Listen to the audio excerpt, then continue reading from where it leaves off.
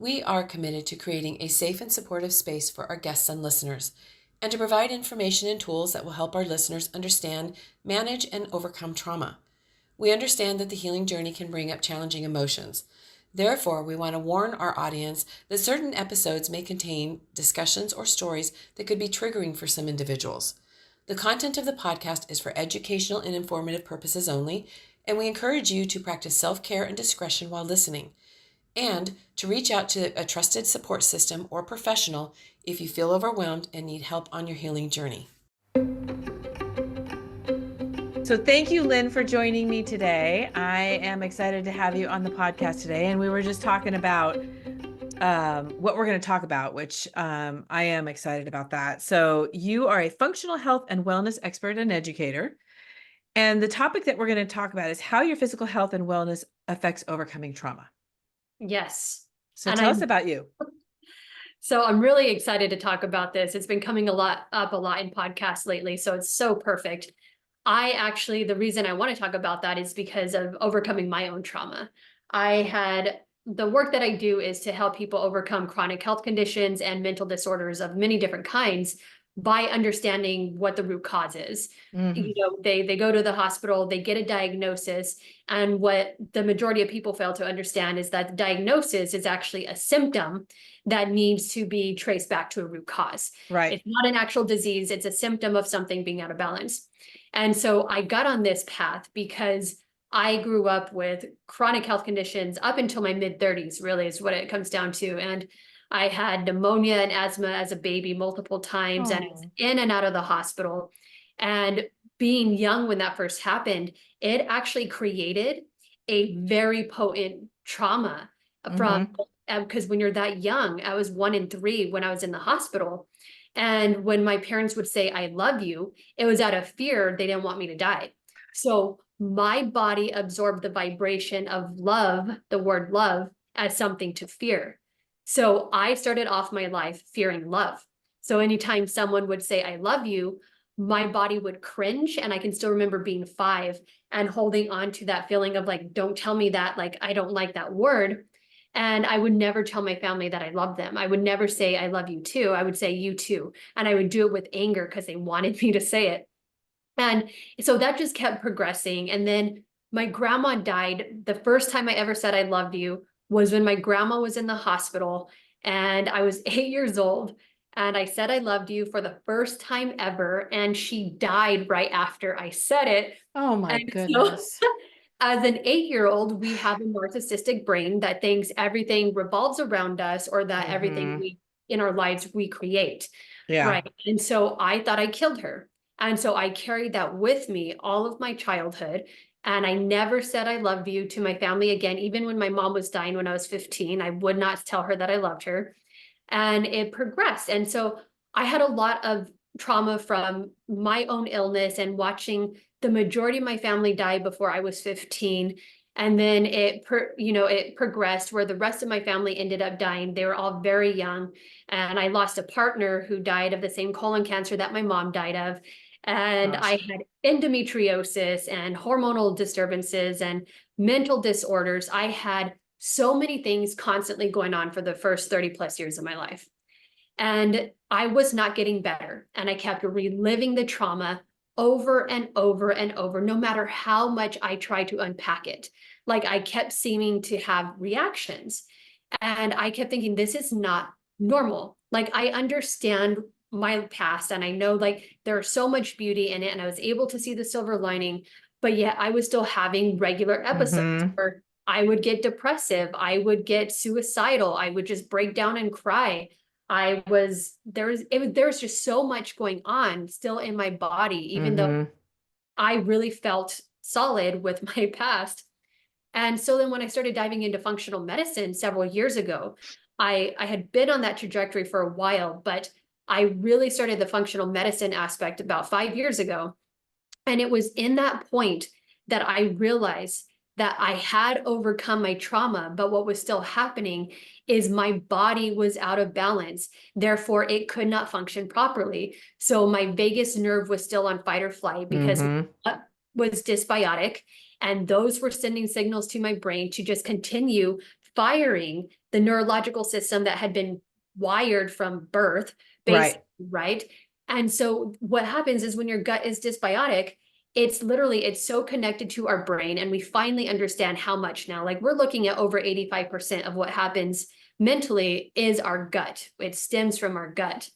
And once I started getting that in control and understanding certain parts of nutrition that nobody talks about, I felt normal for the first time in my life. And I can still remember the feeling of sitting there and not overthinking, not overanalyzing, not freaking out about something. And I thought, is this how I'm supposed to feel on a regular basis? And that moment changed my life. I was just like, Mm-hmm. this is huge. And as I had to move through that journey, right? And when I would introduce foods back in that my body wasn't ready for, I would have those reactions again. And I realized, oh my God, everything that I've been experiencing has not been me overcoming. I got over the trauma. It's my body that's been setting off these emotional roller coasters. Mm-hmm. And ever since then, I have been the most even kill, happy person. And I did not know that I could live that way. And so I took all of that, and I'm like, people need to know this. We need to get this information out to people because no one talks about this aspect of it. So you're talking about, excuse me, because I know when we talked in the pre-interview, I had mentioned about how trauma is stored in your body, and we need to get it out of our body, and that's really important.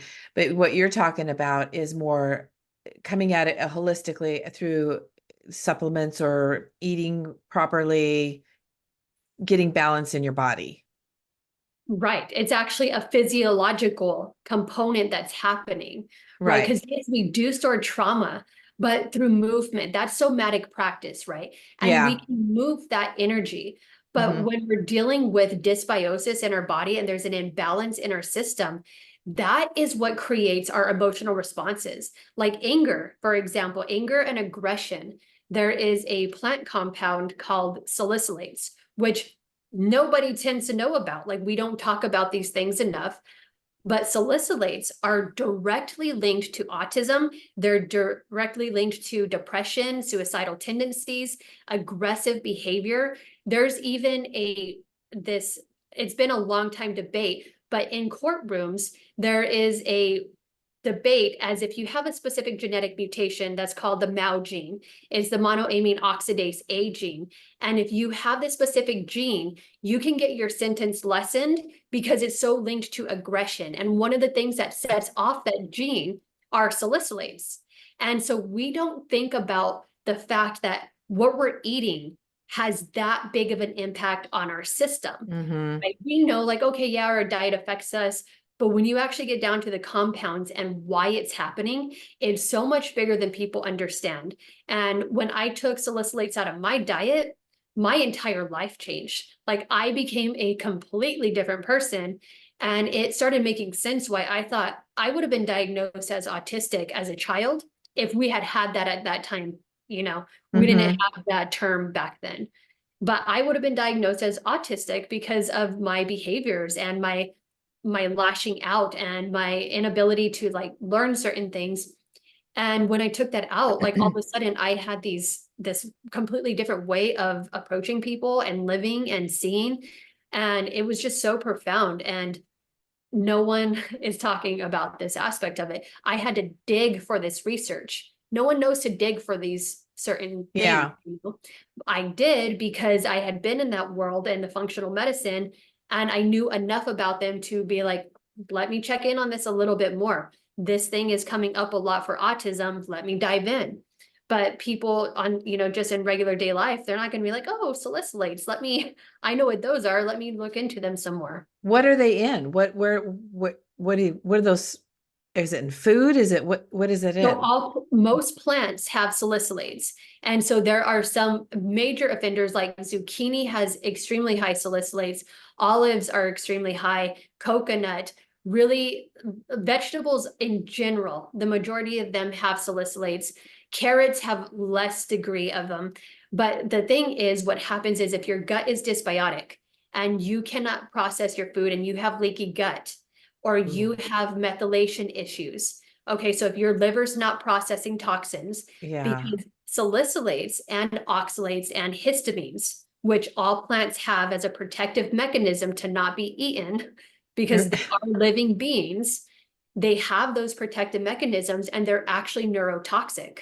So you're not digesting well. And if you have constipation, or again, if you have leaky gut, and these neurotoxins are seeping into your bloodstream because your gut barriers aren't tight, you're going to experience the symptoms from these poisons, basically. And a lot of people just don't even, like running noses and the dark circles under the eye, nose polyps, those are all part of salicylate intolerances.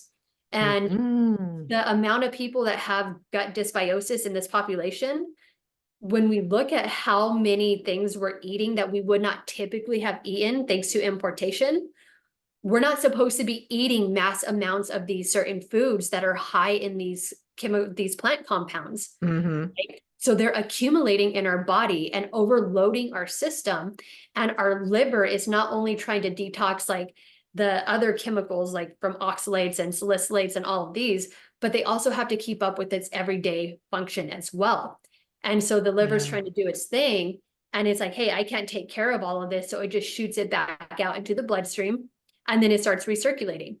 And so we're just in this vicious cycle of overloading our body. It can't do its job. And it affects our mental health first and foremost. Like literally most people will experience symptoms within 30 minutes to an hour of eating because it's that quick of a process. So these food, is this for everybody, or is it like an allergic reaction to the food? So some people can be allergic to salicylates. So for people who, for example, aspirin, that is a solid form of salicylates. Now we know how great it is at pain reduction, but we also know how toxic it is to the body, right? Like we're told don't overdo aspirin because it's extremely toxic to the liver, right? That is what aspirin is. It is salicylate. And so people who they know that they can't do aspirin, they should not be eating salicylates. However, when I say all the people, it's people who are dysbiotic. And a large portion of the population does have gut dysbiosis. How do we, give us an example of what that is like? What does that look like or feel like? Absolutely. So our gut microbiome is literally, I call them trillions of our babies, right? Our gut microbiome starts from our mouth all the way to the anus. It's literally from the start to the end where it's covered in microbiome, and there are viruses and fungi and bacteria. There's a bunch of different beings that live in there. And it's like we're looking at 100 trillion of them just in our gut alone, let alone whatever else is on our body, right? And so there are more cells, more microbiome cells in our body than there are human cells. So the reality is we need to take care of them. It's a symbiotic relationship. They process our foods for us. They create vitamins for us. They allow us to actually digest our food. And the thing is, though, they also are what create a lot of problems in our bodies. We can link Alzheimer's, dementia, arthritis, all of these different conditions back to our gut microbiome. And they're looking at within the next 10 years having probiotics, being like, oh, you have dementia, here's a probiotic for it. That's how closely related all of these problems are to our gut microbiome. Wow. And so when it's in order and you're digesting your food properly, you're going to the bathroom correctly, everything's functioning properly, you're in great shape. You can eat more variety of foods, but you should not still be overloading your body with abundance of these plant compounds. Because when you think about the way we used to eat, back in the day, we had a solid protein, we had a carb, and we had a vegetable, right? We didn't overload our plates. We didn't have all these different variations, and we didn't have access to them year round. We ate what was seasonal. And so when they're seasonal, they actually ripen correctly and they lose a lot of their compounds. That's not happening anymore. And so now we're absorbing those chemical compounds that our body is actually not made to digest in the first place.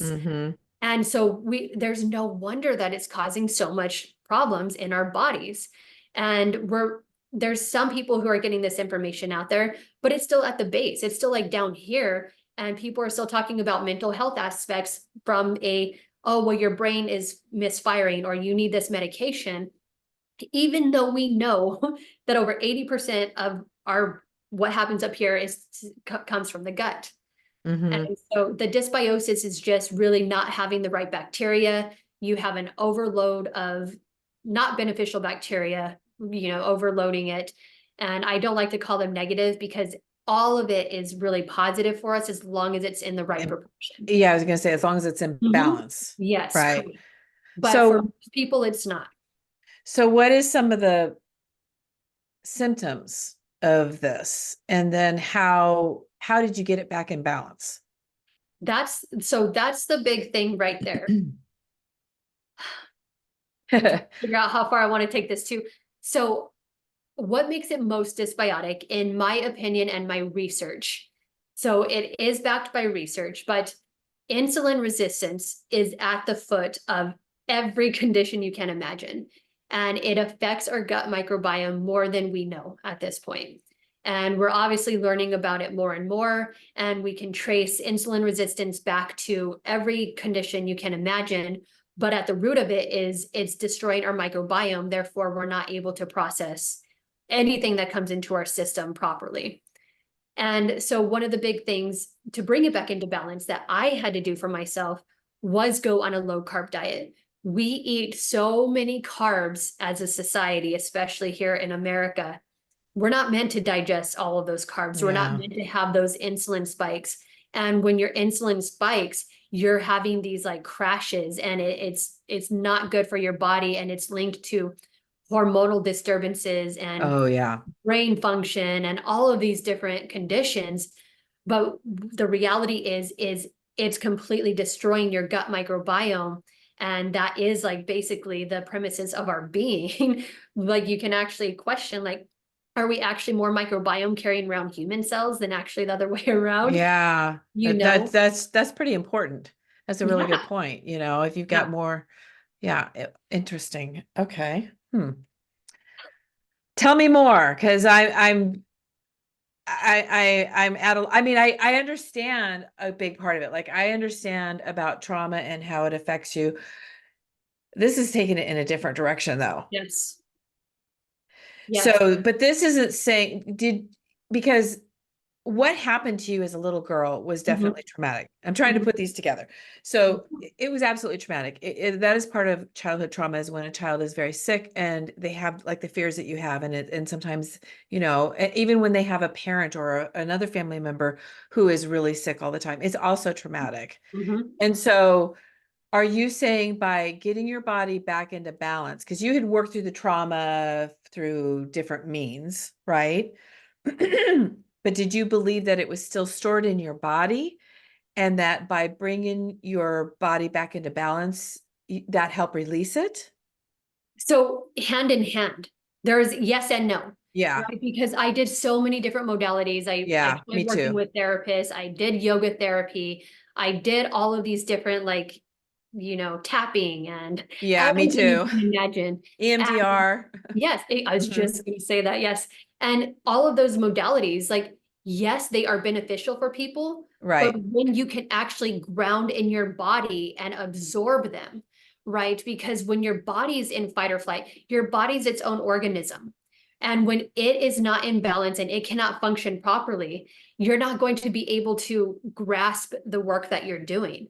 So I had done all of that stuff. I did work through it in that capacity, but I still kept having those breakdowns. I still coming back to those it was like 4 times a week. I would just have these breakdowns, and I would keep pointing back to like this happening and this happening. And is this coming back up for me to heal? And then after I got healthy and got my body back in order, anytime like I had a thought process, I was actually just able to sit with it for once in my life and see it and go, oh, no, that happened and it's okay. Your body didn't react. Exactly. It was no longer in the fight or flight response because our vagus nerve is set off by our gut microbiome. They are directly connected. What happens in your gut is directly impacting your vagus nerve, and your vagus nerve has access to every part of your body. It's an amazing system. And so all of a sudden, like, I would go through life, and instead of reacting to situations outside, I'd be like, oh, okay, that just happened. No big deal. You weren't triggered. That way. I was no longer being triggered by anything. And that was profound for me. I just got chills head to toes thinking about how important it was to see that. And so then I took that and I started working with my clients in that fashion because I was doing coaching before I was doing functional medicine. And when I figured that out for myself, I was like, let me touch in on this with my clients, and I'm going to give them a diet protocol. And I just want to put them on something that's definitely extreme. Like, it was an extreme diet to pull out all of the offending foods and just have them go on a basic diet, even just for a week, and see what happens. And across the board, all of them came back with I feel really calm. I feel really peaceful. And those were people who were constantly chaotic and just like disheveled, and they didn't know how to sit in their lives. Like, the idea of sitting scared them, right? Because then they'd have to sit with their thoughts. Yeah. And they would come back to me and they're like, yeah, the other day I was just sitting at home and I just sat there for hours, and it was so quiet and so amazing. And I keep getting chills because it's so profound to find that space when your entire life has been constantly just like surviving, like trying to get by, because you thought you couldn't let go of these things. But turns out you have been working through them. You've been sorting through this stuff. It's not just like on repeat for a reason. There's something deeper happening. Right. Yeah. I mean, if it's still coming up, then there's still work to be done, and you need to look into what that work is. And so what you're saying is you need to, what we need to do is get, our bodies back into balance, right? Yes. And our gut, most importantly, right? It's like literally the center of our existence. Like, that's kind of the funny thing, right? It's literally the center of our existence. I know. And, it's interesting because I've talked about this on my podcast before, but I spent most of, definitely my childhood and definitely long into my adult life in survival mode, and didn't realize it, had no clue that I was in that place. So what happens is when you're in survival mode, it doesn't take much to completely trigger you and set you off. Right. And it's exhausting. I know. It's so exhausting. And so getting away from that, and becoming aware and healing has been so liberating. And it's like, this is just taking it to another level, is going even deeper and doing the physical work. And, so much of this too is self-awareness. And what I found really interesting that you were just saying is how you talk to your clients and you put them on this very strict diet for just a week or whatever. And you ask them how they feel, instead of, our focus when we go on our diets is not how we emotionally feel or how we physically feel in our stomach. It's more like, how are we feeling, And so that's really important. That's just a whole nother level of awareness that we need to really pay attention to. And actually, I know for me that if my anxiety rises up at all, my gut is just, I can't eat. I'm nauseous. And it takes a while to get that calmed down. Well, so that for me, when I would get anxious, now I know when I get an anxious feeling, I know immediately what to do for my body, because I do understand my hormonal imbalances and what I need. And for the longest time, I didn't know that I was low progesterone, and progesterone is what really keeps the vagus nerve calm and relaxed. And so if I start feeling like, oh, I'm feeling a tinge of anxiety, I will use my progesterone cream and make sure I'm in balance. And within 5 minutes, it'll subside. And so at this point, I know, like, for the majority of my life, my anxiety wasn't coming from my past. It was coming from my body saying, hey, I'm out of balance, and I'm going to start sending these signals and say something's wrong. And it's so profound. And we always talk about the fact that it's mind, body, spirit, but I don't think people grasp the knowledge that the body aspect of it, you really have to learn about your human body. It's our vehicle, and it has its own operations and its own necessities. And if it's not in balance, we're not going to be in balance, right? And so you have to connect the dots. It's not just one or the other. We have to work on all three levels of it. So how do you, I mean, how do you help your clients? Do you help them in getting, you know, excuse me, like understanding their blood levels and all of that, and then helping them go on a diet? I mean, how do you help them figure this out? Because that is complicated to figure out, getting things Yes. where you're at and figuring that Yeah. out. So here's the thing. I stopped working with clients one-on-one recently because you can only do so much helping one person at a time. And it was becoming a Yeah. little bit overwhelming. And the prices that I had to charge, because yes, I was doing hormonal panels, nutrient deficiency panels, blood work, and all of that costs a lot of money. Mm-hmm. And not everyone can afford that. So I found my methods that I know what to look for in people. And I know the signals to look for now. I can look at someone, I can tell by the way that they carry their weight, what's going on inside their body and what they need to do. I can tell by their skin conditions, what's going on inside their body. And I could tell by the way that they are responding as far as their self-talk or the way that they see the world outside of them. Mm-hmm. I honed in on these skills so that way I can now offer a course that can reach everyone worldwide and give them the tools and the knowledge that they need to learn about their body, how it functions, and why all these conditions are happening, from chronic illness to mental health disorders. And I wanted to be able to build this platform so everyone had access to it. Mm-hmm. So I literally set it on pre-launch for $50 so everyone can actually sign up. It's a no excuse price because this information should be, this should be elementary. We should learn about our body and what's actually happening inside of it from a very young age so we know how to take care of it. Because I was Exactly. on antibiotics so much. I was on steroids as a kid. I was on all these things that wrecked my gut microbiome very early on, and we did not take care of that. And Mm-hmm. unfortunately, there are certain species that if you deplete, they don't come back.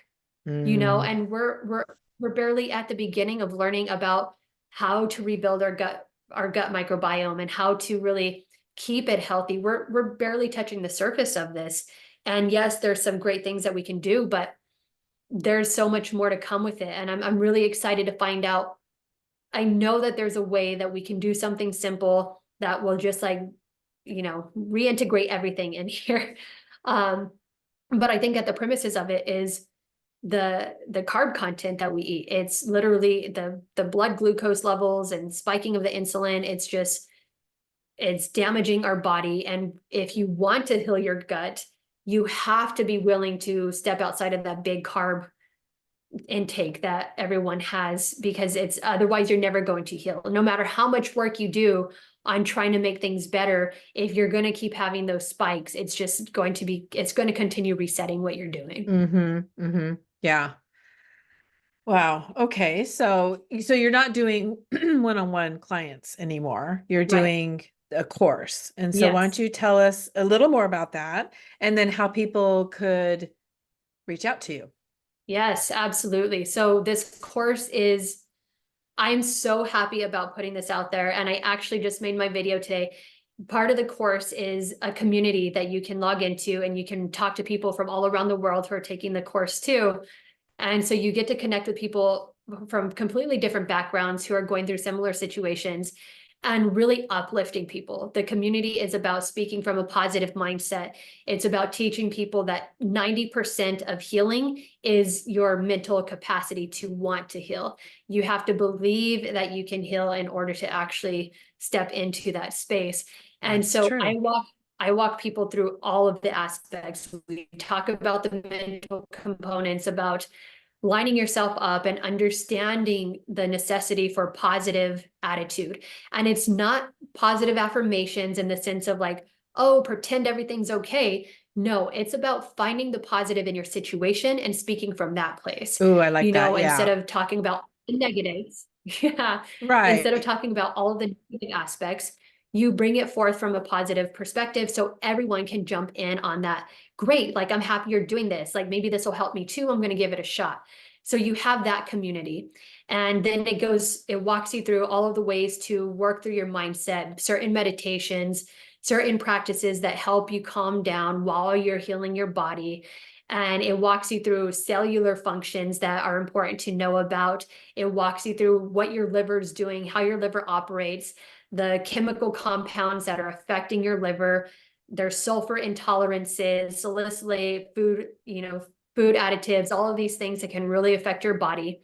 And even what you put on your body and how that actually affects you. It walks you through all of that, all the functional things, all about the gut microbiome and how to heal, how to bring those things into balance, and how to actually get to the root cause of everything that's coming up. We literally walk through all of it. It's 15 years worth of education, research, and personal experience compacted into a beautiful, easy to access tool for people to learn from. And even the tips that I give people alone is worth the $50. There's no way that a single person can walk away from this course without learning one thing at least, right? And so it's really powerful. I stand behind it so much. I wish I had this when I was going through everything that I was going through, because the mental component and it overtook my life. I could not move forward in life because I was constantly going through these roller coasters of emotions. And, and the second I changed my diet and worked on certain aspects of it, I was able to finally oh, I can go out and do this course that I want to do. I can go out and climb. I can go play. I can make friends. I can do things because I actually have the functioning to do so now. And it's not fair for people to not have this information. It just doesn't make sense to me that we're not educating people on this in school at this point. Right, right. And a couple of guests that I've interviewed lately, we've talked about we're still at the kind of beginning stages, still learning about trauma and all of that, and so all of this stuff that's bubbling up that is awesome. And I'm with you. I mean, I wish this stuff was around when I was young and understanding all of it. And the good thing is we are getting this stuff out there now. And that's why I do this podcast, is so that we can get this information out there to people so that they can look into it. I mean, I try to find all these different avenues for people, like you said, different modalities and stuff. And this one's really important. And you're right. As far as the public goes, is kind of the baby stage of learning about how our gut and our brain work together. And I have heard that, and that's been coming up a lot lately. So I know that to be true. I do so much research on all this stuff. And so I know a lot of different things that are out there like this, but we need more education out there. And if you think about it, I mean, our food is so depleted now. I mean, if we even wanted to go there, just the chemicals alone that are in our food is going to change our chemistry. It's going to affect us, And so I think that this is a really good message to get out, and great information. And I'm actually going to look at your course myself. And so one last question. Yeah. What do you want to leave our listeners with? I want to leave listeners with the knowing that it's possible to get better. I was one of those people who I truly believed that I was going to have to live my life the way that I was for the rest of my life. Like I was following in my father's footsteps, because I watched him go through so much trauma, and he did not understand his body, and I watched him waste away.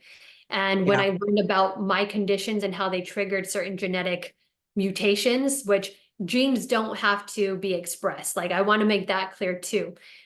Just because you have certain genetics does not mean that they have to express. And so take that with you, but to really offer hope that there is a way to get better. I've went through 30 plus years of it. I had constant trauma for that entire time. Yeah. And I also had health conditions to where I literally almost had a heart attack throwing a Frisbee one time because my body was so out of whack. And I was able to overcome this. Yes, I had to do it myself because other people had no idea where to go with it. And so it's a lot of education and research that I did for myself. I honored myself enough to know, like, this is important, because I want people to ask themselves, if I'm going to be this way 5 years from now, am I going to be happy? And I can guarantee you that the majority of people out there, that's going to be a no. And so if that is the case, take a step towards bettering yourself and be willing to go the extents that you need to go to become a better person. That is the only way that you're going to move forward, is if you actually give yourself the time and energy to do these things and to take care of all aspects of your being. Yeah, this is just one aspect of self-care that is so important, and we need to do this if we want to be strong. I mean, I talk about, I want to be strong for my grandchildren. I want to be able to run around and be healthy. I don't want to be in a wheelchair. I don't want to have to use a cane. I don't want to be in pain. So I'm doing everything I can now to kind of reverse all the stuff that's been done over the years. Yes. It's a lot. I'm 60, so it's a lot. Yeah, there's a lot to it. Yeah. Well, thank you so much. This is great information. I'll have, of course, all your contact information and everything for the audience, so they can reach out to you and look at your and sign up for your course, and reach out to you if they need something. That's so perfect. It's still in pre-launch, so it's still the $50 right now. So I'm gonna honor that. I'm gonna honor that for all the podcasts that I'm doing lately. So it'll be in pre-launch for a little bit. Okay. Okay, great. All right. Well, thank you so much. I appreciate it. Thank you so much.